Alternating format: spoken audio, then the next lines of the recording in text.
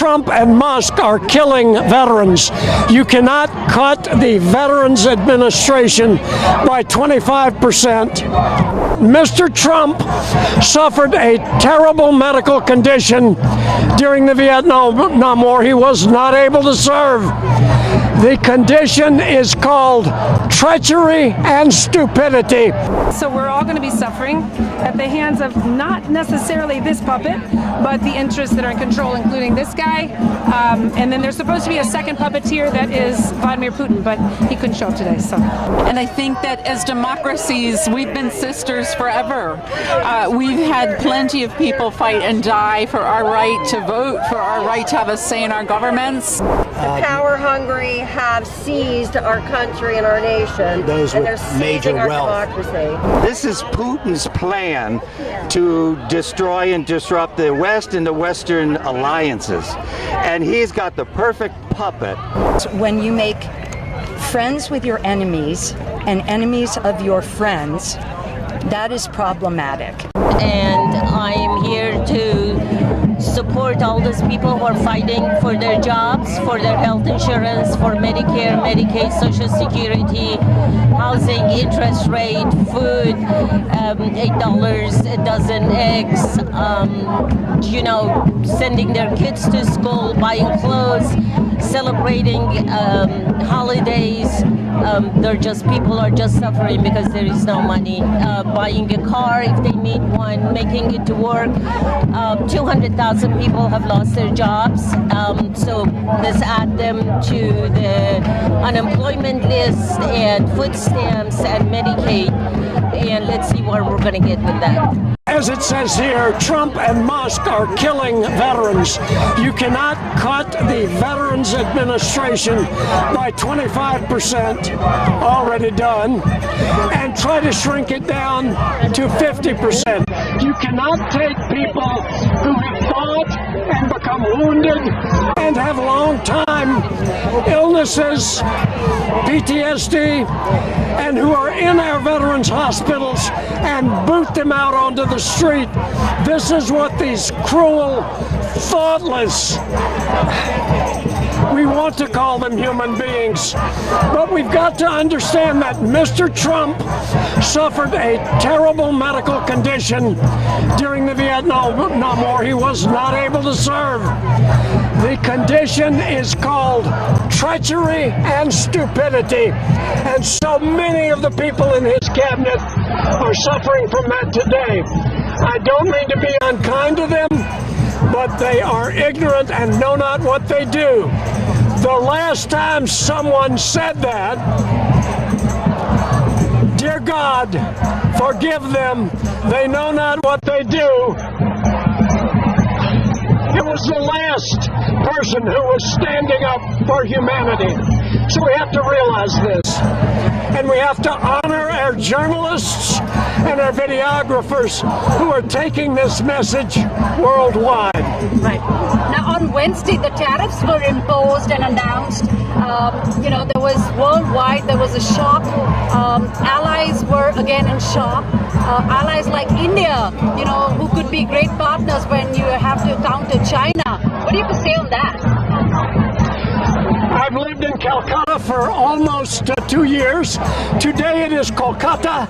It is Kali's city, a city where a goddess, a great and powerful feminine force, still resides. That force resides all over India, and it resides all over the world. I am standing on the shoulders of my Mother Earth today, and all of these developing and fellow countries who understand the crimes that are going on in the United States are standing beside us.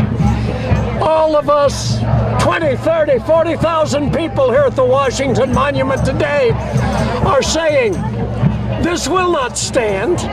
This fellow Elon Musk, this fellow Don Trump, they are going to go down in history just like Benedict Arnold as criminals. When they blockaded U.S. aid, that is called murder by starvation. These people cannot be allowed Trump to remain in power, and as the laws of the United States begin to take effect, these people are going to be going to jail. I think the extreme tariffs that Trump announced are a wake-up call to Americans and to people all around the world to understand that he is a destructive force. He aims to be a dictator. His policies are not good for Americans, and they are not good for our allies and trading partners, including people in the developing world, especially big democracies like India. We should be working with them as partners, not imposing tariffs that will make Americans poorer and make people in India poorer. I might want to call strong men who are really dictators. And he, from the top? Yeah. Trump likes strong leaders. Most of them are dictators. He's shown an affinity for Prime Minister Modi, who of course is democratically elected. I'm hoping that Prime Minister Modi will reach out to Donald Trump and explain to him that these tariffs are bad for Americans and bad for the people of India, bad for everybody in the world. We are on the brink of a global depression, which will be especially hard for poor people around the world. And I hope that Prime Minister Modi will make that clear to Donald Trump. Came today with my Trump puppet, which I've been developing with a lot of help, because I actually don't typically make puppets. But the idea of the puppet is that our leader, our president, Trump, is a puppet of other interests. And with the tariffs this week, for example, they're just a tool to dismantle our country for other interests, which are those that are manipulating this leader who gets to sign executive orders and have stuff happen. So we're all going to be suffering at the hands of not necessarily this puppet, but the interests that are in control, including this guy. And then there's supposed to be a second puppeteer that is Vladimir Putin, but he couldn't show up today. So, What does it mean for allies like India, who are so important to counter China? yeah, I mean, for me, just from my layperson perspective, I'm worried about the impact on my own, ability to pay my bills, but also in our standing in a world, a global economy, but also a global society. That I feel a lot of shame for what is representing our country right now, and I just look forward to a time when we can finally come out of it. And I'm really honored today to greet my brothers and sisters across the globe in India. I have a great love for your country. And I think that as democracies, we've been sisters forever. We've had plenty of people fight and die for our right to vote, for our right to have a say in our governments. It's just shocking that this has happened. It's shocking that half of our country has voted for this. I think they themselves are shocked as well. And how to turn that around when we've gone down this road so far is hard to say. I'm very inspired when I think about Mahatma Gandhi, really. Today I'm here because it is our ocean and it's our salt. And I'm looking, what am I going to do to be the resistance? How am I going to do that peacefully? As for world commerce and world exchange, we have so much to give to each other. We have so much to learn on how to live together as a global community. This greed of me first, my country first, my products first, and as much money as I can possibly make, it's unsustainable. It's unsustainable for every country. It's unsustainable for the world. It's unsustainable for humanity. So I again just want to greet my brothers and sisters in India. I know that you're not strangers to adversity, and certainly not to class struggle, and certainly not strangers to poverty. You have so much to teach us. We're kind of babies. We've been rather economically privileged, and we're in a bit of state of shock that even the privilege of freedom, the basic human rights, such as being able to speak to you today on camera, that this might be taken from us. It's shocking. It's going to take us a while to catch up. So please help us. You're further down the road. You know the ocean better. You've tasted this salt yourselves. We're going to learn. We'll join you there. Please have faith in us, and we'll pray for each other. We're here because our democracy is being stolen by this administration or regime, and we wanted to make a very bold statement showing different aspects of what's happening now with the Trump administration, And so as you see here, this is self-explanatory. We have someone that wants to be a dictator trying to run our country as if he's an autocrat.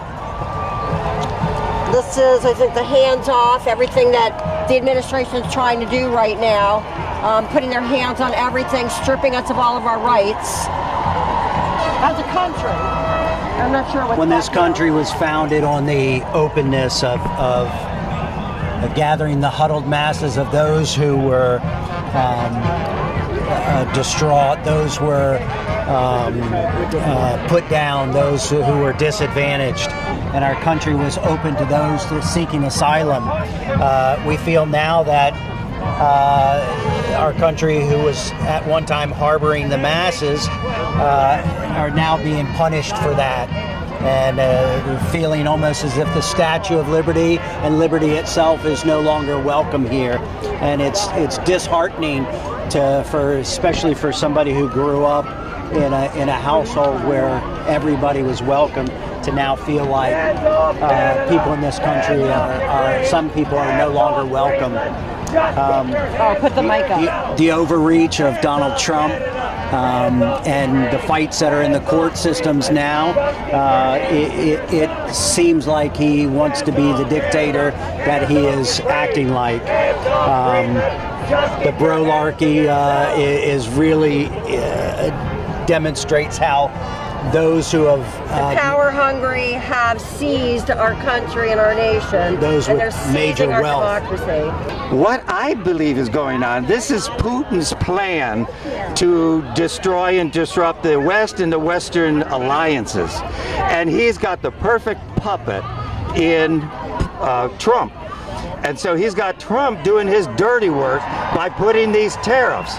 And the only point of these tariffs is just to disrupt our Western alliances and the world trade as it is now, because Putin, I believe, has been holding a grudge since the USSR was destroyed. And he is so upset about that, and he wants to get revenge and strike back by destroying the United States and the Western Alliance. He's doing a great job disrupting the United States from our allies. They're more than just Western allies. He's doing a great job doing that. But he might end up having a world that's even stronger, though, when all these countries don't just sit back and let the United States do the leading on everything, and they're capable of standing up and uniting against Russia. What about strategic partners like India in the Indo-Pacific? Imposing tariffs on them, what does that mean? That's no more sense than any of them. Why would he be putting tariffs? They already have trade agreements, and we already have established trade systems. There may be some tariffs on certain items, but it's already agreed to.